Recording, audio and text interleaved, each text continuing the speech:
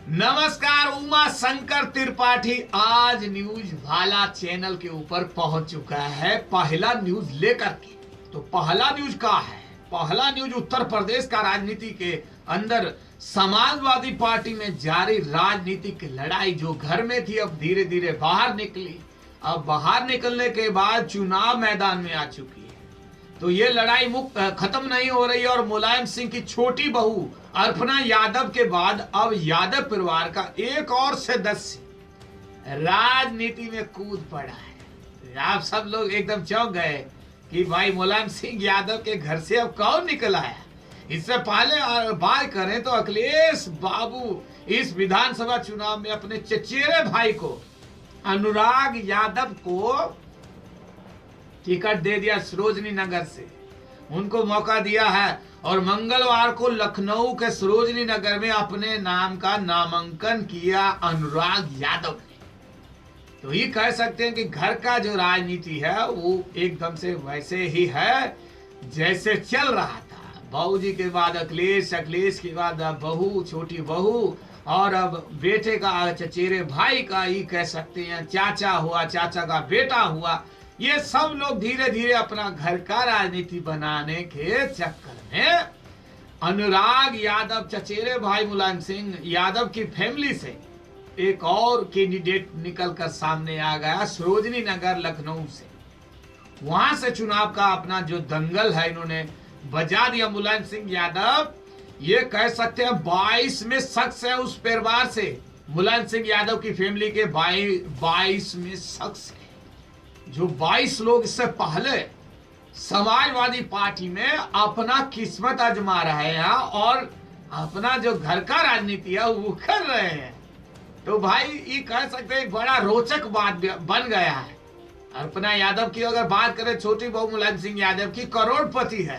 कल इन्होंने नामांकन किया था वहां, तो भाई तब पता चला कि भाई बहुत करोड़ों का इनके पास जेवर पड़ा है, बहुत सारा पैसा है। ये कह सकते हैं कि लखनऊ की सबसे जो करोड़पति उम्मीदवार है वो है अर्पणा यादव, मुलायम सिंह की छोटी बहू।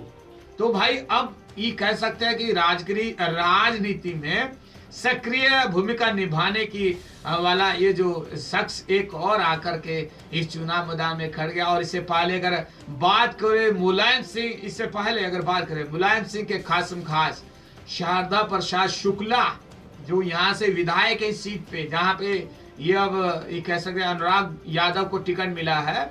शुक्ला जी का टिकट है, यह फाइनल सीट था शुक्ला जी का, उसको काट दिया। शुक्ला जी को काट करके अनुराग यादव को यहाँ टिकट दे दिया। इससे पहले अगर सुने तो इससे पहले टिकट कटने का डर था शुक्ला जी को, तो शुक्ला जी ने अखिलेश के खिलाफ हो गए और ये कह सकते हैं चुनाव लड़ने का जो चर्चा था इससे पहले, अनुराग से पहले ये चर्चा था कि अखिलेश बाबू इस सीट के ऊपर चुनाव लड़े, लेकिन वो बोले हैं कि मैं प्रदेश में किसी भी सीट के ऊपर चुनाव नहीं लड़ूंगा। तो उसके बाद ये साफ हो गया कि इस सीट के ऊपर वो नहीं चुनाव लड़ेंगे। तब जाकर के अनुराग यादव को टिकट दे दिया। अब अनुराग यादव इस सीट पे हैं और शुक्ला जी को इसका टिकट काट दिया। शुक्ला जी को पहले पता चल गया था कि यहाँ से टिकट अब नहीं मिलेगा, तो भाई वो बागी हो चुके हैं। और ये कह सकते हैं कि भाई अब ये चुनाव में कौन जीत पाएगा कौन नहीं, क्योंकि इससे पहले अगर बात करें तो इस सीट बहुत अहम सीट इसको बोला जा सकता है। और ये कह सकते हैं इससे पहले जो विधायक थे शारदा प्रसाद शुक्ला, वो टिकट काटते देख ये कैसे समाजवादी पार्टी के खिलाफ हो चुके हैं।